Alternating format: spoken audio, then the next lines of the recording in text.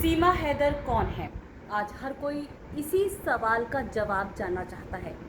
शहरों में ही नहीं बल्कि गाँव में भी इस बात की चर्चा है कि आखिर सीमा हैदर है कौन?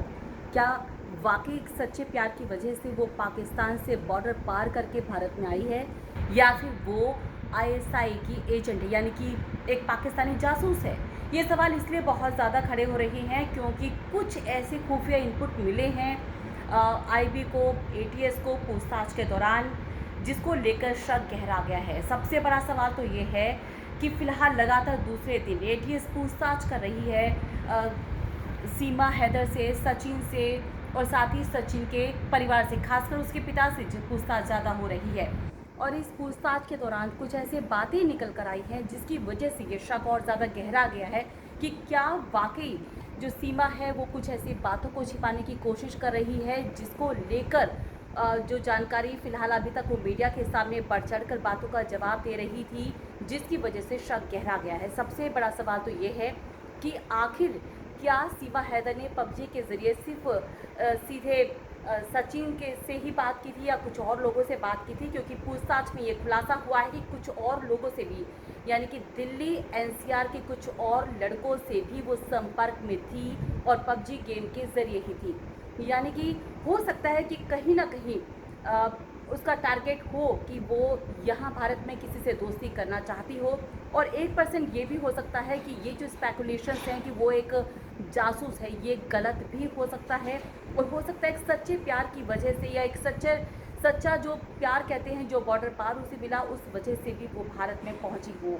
लेकिन दोनों ही संभावनाएं इसलिए बहुत ज़्यादा हैं क्योंकि जो एटीएस है उसकी पूछताछ में ये पता चला है कि वो कई लड़कों के साथ कांटेक्ट में थी, पबजी के ज़रिए ही थी। साथ ही उसके पास सबसे बड़ी बात तो ये है कि उसके पास 4 मोबाइल फ़ोन थे, लेकिन उसके बावजूद उसने पाकिस्तान का जो सिम था उसको तोड़ दिया और साथ ही उसका सारा का सारा जो डेटा है उसको भी डिलीट कर दिया।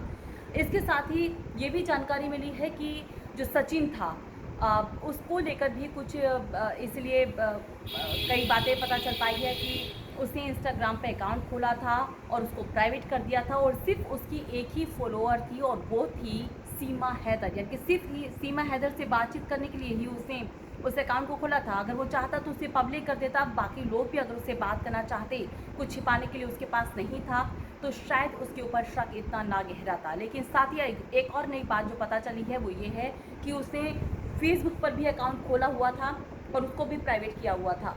तो आखिर जो सचिन है वो बहुत हाई फाई पर्सनालिटी नहीं है, प्रोफाइल उसका जो प्राइवेट किया जाए, प्राइवेट करने की ज़रूरत हो, तो आखिर किस वजह से उसने अपने जो अकाउंट है उनको पब्लिक नहीं किया था, या कुछ ऐसी जानकारियां हैं जिसको वो छिपाने की कोशिश कर रहा है। लगातार एटीएस दूसरे दिन सीमा और सचिन दोनों से पूछताछ कर रही हैं। साथ ही खुफिया जो विभाग हैं वो ये भी पता लगाना चाहते हैं कि आखिर वो किस तरीके से आसानी से दुबई से होते हुए भारत पहुंची, पाकिस्तान से दुबई, दुबई से फिर नेपाल, नेपाल से फिर वो भारत। तो आखिर उसको पैसों की मदद किसने करी, क्योंकि टिकट काफ़ी महंगा है। तो आर्थिक मदद कहाँ से मिली, किस तरीके से वो यहाँ पर आई? तो कई ऐसे सवाल हैं जिनका पता जो खुफिया विभाग है वो लगाना चाहता है, और ये पता लगना भी चाहिए, क्योंकि अगर कुछ और सच्चाई है इसमें तो ये देश के लिए बेहद खतरनाक हो सकता है।